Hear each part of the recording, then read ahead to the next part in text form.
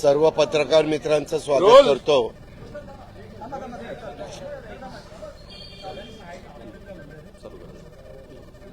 सर्व पत्रकार मित्रांचं स्वागत करतो. आपल्याला माहिती आहे की मधल्या काळामध्ये काही राजकीय घडामोडी आपल्या महाराष्ट्रामध्ये घडलेल्या होत्या.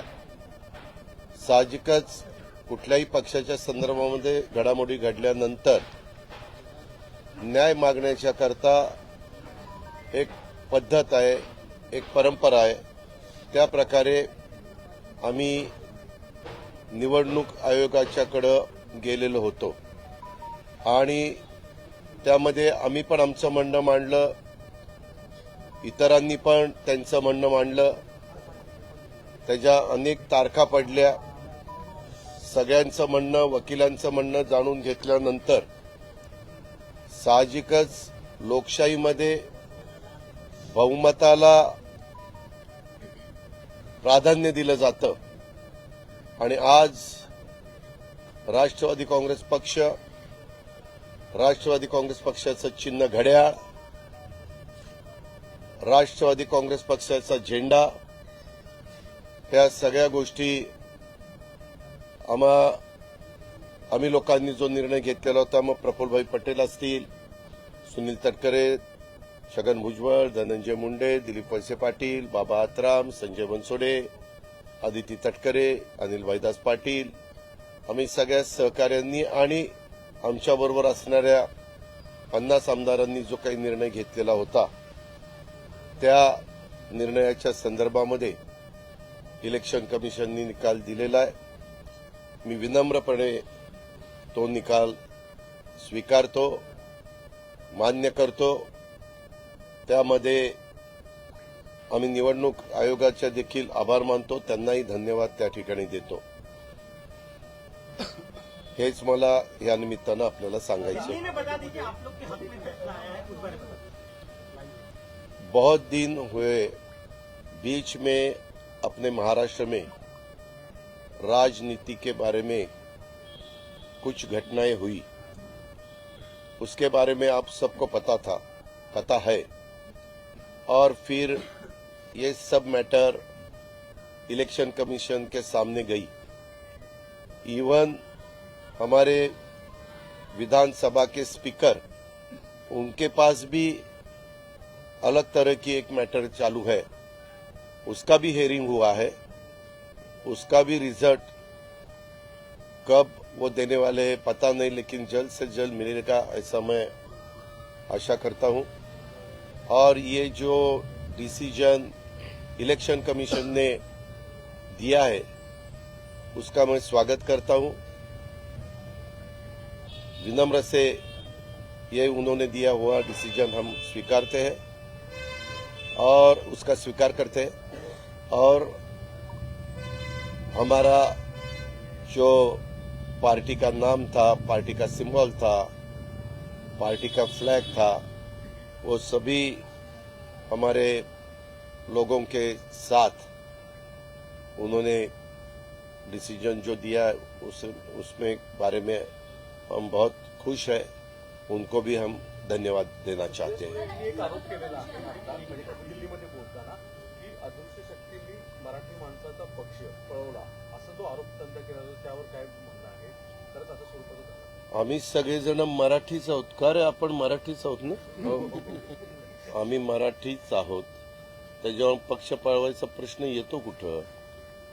काय कोणाला काय म्हणायचं, आम्ही त्यांच्याबद्दल जास्त टीका टिप्पणी करू शकत नाही. आम्ही कामाचा विचार करणारी माणसं, काम करणे, महाराष्ट्राचा सर्वांगीण विकास करणे, केंद्राच्या जास्तीत जास्त योजना महाराष्ट्रामध्ये आणणे आणि नवीन पिढीला बरोबर घेऊन, वडीलधाऱ्यांना बरोबर घेऊन महाराष्ट्रामध्ये डेव्हलपमेंटच्या करता प्रयत्नशील राहणे, एवढंच आमचं काम आहे. आणि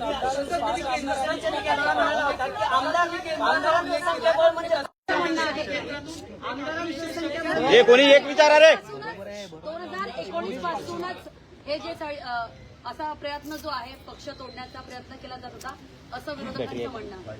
2019 पासून तुम्ही कट रचत होता, तसं 2019 असं आवाडाने आरोप केले, आवाडाने आरोप केले. शिवसेनेचा निकालावर असं म्हणाला कुणाच्याही आरोपाला उत्तर द्यायला बांधील नाही. तर एक प्रश्न असा आहे की काही आमदार जे आहेत त्यांचं दोन्ही गटाकडे प्रतिज्ञापत्र दोन्ही बाजूने प्रतिज्ञापत्र दिलेले आहेत. निवडणूक आयोगाच्या आता निकालामध्ये घेऊन येतात. 5 आमदारांनी एका खासदारांना दोन्ही बाजूने प्रतिज्ञापत्र दिले, तुमच्या बाजूने आणि शरद पवार. माझा आधी मी त्याच्याबद्दल काही पक्षाध्यक्ष म्हणून कारवाई जयंत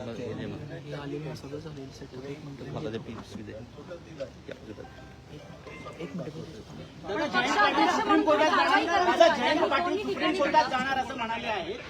सुप्रीम कोर्टाच्या पुन्हा लढाईसाठी आपण तयार आहात. सगळ्या कुणाला कुठं जायचं असेल न्याय मागण्याचा संविधानाने प्रत्येकाला अधिकार आहे. ज्याच्याला त्यांच्या बाजूने निकाल दिला असता आमच्या बाजूने निकाल लागला म्हणून ते सुप्रीम कोर्टात जाण्याचा माझा प्रश्न आहे. ठीक आहे, सुप्रीम कोर्टामध्ये ते गेल्यानंतर आम्हालाही त्याच्याबद्दल आमची भूमिका तिथं मांडावी लागेल. आम्ही चांगले वकील घेऊन ते भूमिका मांडण्याचं काम करू. जयंत पाटील ने कहा है की एक मिनिट, आमदारांची संख्याबळ म्हणजे पक्ष असू शकत नाही. ज्यांच्याकडे जास्त आमदार त्यांचा पक्ष होऊ शकत नाही असं विधान तुम्ही शिवसेनेच्या त्या सगळ्या महाविकास आघाडीत आताही तुमचं तेच मत आहे की काय तुम्ही सांगायला? एक पत्रकार मित्रांनो, तुम्ही प्रश्न विचारत असताना या काळात तुम्ही असं बोलला होता, त्या काळात तुम्ही तसं बोलला होता, अशा प्रकारचे दाखले देतात. यामध्ये आमची भूमिका फक्त आमच्याबरोबर बहुसंख्य आमदार आहेत अशा भाग नाही. 50पेक्षा जास्त तर आमदार आमच्याबरोबर आहेत आणि ते सातत्याने भूमिका कितीतरी दिवस दाखवत होता. मला कुठले आमदार कुणाकडे आहे, नक्की कुणाच्याकडे किती आमदार आहे, तुम्ही पण चाचपणी करत होता. आम्ही शांत बसलेलो होतो कारण आम्हाला माहिती होतं की आमदार बहुसंख्येने आपल्याबरोबर आहेत आणि आम्ही आमचं काम करत होतो. आम्ही त्याच्याबद्दल कधीही ओहापोह केला नाही आणि असं आकडे मोजून दाखवले पण नाही. आणि नंतर तुम्हालाच कळालं की किती आमदार आज आहेत आमच्याबरोबर हे. आणि नंतर पण ज्यावेळेस मॅटर चालू होती त्याही वेळेस आमदारांनी ॲफिडेव्हिट करून दिली. ती पण ॲफिडेव्हिट म्हणजे मला वाटतं नार्वेकर साहेबांच्या समोर पण गेली आणि तिथं इलेक्शन कमिशनच्या समोर पण गेली. आता आमच्या बरोबर राष्ट्रवादी काँग्रेस पक्षातले मॅक्झिमम जिल्हा अध्यक्ष देखील आहेत. हे आपण पहा. त्याच्यामध्ये तुम्ही जर बघितलं तर एकूण आपले 36 जिल्हे जरी असले तरी महानगरपालिकेला हे जिल्ह्याचा दर्जा दिला जातो. म्हणजे पुण्यामध्ये पिंपरी चिंचवड एक जिल्ह्याचा दर्जा आहे, पुणे शहर जिल्ह्याचा दर्जा आहे आणि पुणे ग्रामीण. त्याच्यावर तिथं सगळे बहुतेक आमदार अध्यक्ष हे आमच्याबरोबरच होते कारण आमचीच भूमिका योग्य होती, ही सगळ्यांना पटत होती. आणि त्या प्रकारे बहुसंख्य जिल्हाध्यक्ष पण आमच्याबरोबर राहिले, बहुसंख्य सेलचे देखील प्रमुख आमच्याबरोबर राहिले. हे त्रिवार सत्य आणि बहुसंख्य आमदार पण होते. लोकशाहीमध्ये ज्यांच्या बाजूने बहुसंख्य लोक असतात तेच पक्ष चालवत असतात. जयंत पाटिल असं म्हटलं जातं की केंद्रातूनच शून्य से पार्टी का निर्माण शरद पवार जी ने कहा था, किया था. अब वो जहां भी खड़े होंगे वहां पार्टी का निर्माण फिर हो जाएगा. ठीक आहे ना, जयंतरावांना काय बोलायचं तो त्यांचा अधिकार है. उनको जो भी बताना है, जो भी कहना है वो उनका अधिकार है. उसके बारे में नो कॉमेंट्स. पाऊल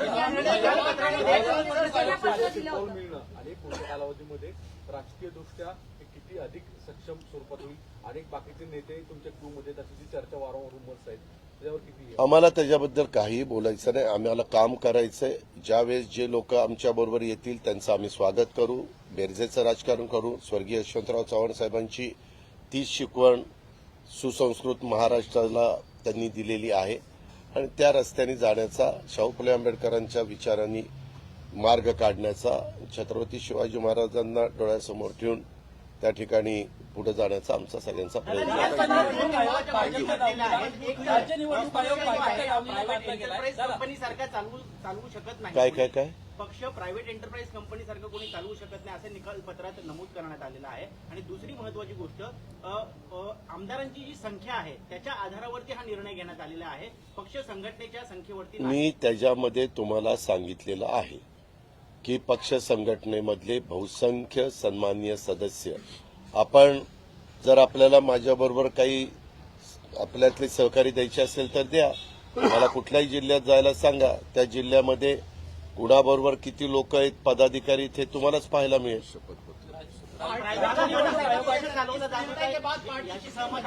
एक मिनिट, तुम्ही निवडणूक आयोगाने जो निकाल दिलेला आहे त्याच्याबद्दल कॉमेंट्स करण्याचं माझं काम नाही. आपल्यामध्ये ज्यावेळेस न्यायव्यवस्था एखादा निकाल देते त्यावेळेस न्यायव्यवस्थेला आपण त्या ठिकाणी अशा प्रकारचं काही गोष्ट करू शकत नाही. यदा कदाचित तुम्हाला दिलेला निकाल योग्य वाटला नाही तर वर तुम्ही अपील करता. इथं इलेक्शनच्या बाबतीमध्ये शेवटचं अपील निवडणूक आयोग हेच आहे. बाकीच्या बाबतीमध्ये खालचं कोर्ट आहे, नंतर सेशन कोर्ट आहे, नंतर हायकोर्ट आहे, नंतर सुप्रीम कोर्ट आहे, मग सुप्रीम कोर्टाचं बेंच आहे. हे अशी पद्धत आहे. त्याच्यामुळे त्यांनी निकाल दिलेला आहे तो आम्ही विनम्रपणे स्वीकारलाय. आम्हाला अजिबात त्याबद्दल काही त्याचा उत्माद करायचा नाहीये. भाजपच्या जातीला बांधला गेलाय आणि त्यामुळे अशा पद्धतीचे निर्णय येत आहेत. अशा पद्धतीने टीका आता विरोधकांकडून ठीक आहे, विरोधकांना टीका करण्याशिवाय दुसरं काय उरलेलं आहे? चला, काही झालं तरी निकाल त्याच्यामध्ये टीका टिप्पणीच करायची.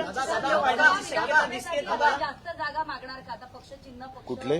लोकसभा विधानसभेसाठी आता तुम्ही जागा जेव्हा मागाल महायुतीमध्ये किंवा जास्त जागा मागणार का आता पक्ष चिन्ह? नाही, जास्त जागा मागायचा त्याच्यामध्ये प्रश्न येतो कुठं? आम्ही ज्यावेळेस पक्ष एकत्रपणे सरकारमध्ये आलो त्यावेळेसच आमच्या काही गोष्टी ठरलेल्या आहेत. त्याच्यामध्ये तुम्हाला सांगण्याचं काही कारण नाही. आम्ही आमच्या अंतर्गत चर्चा करू त्यावेळेस आम्ही त्या व्यवस्थितपणे कुठंही काही तुम्हाला कोणाला फार काही त्याच्यातला मुद्दा मिळणार नाही. व्यवस्थितपणे त्याचं वाटप होईल असं माझी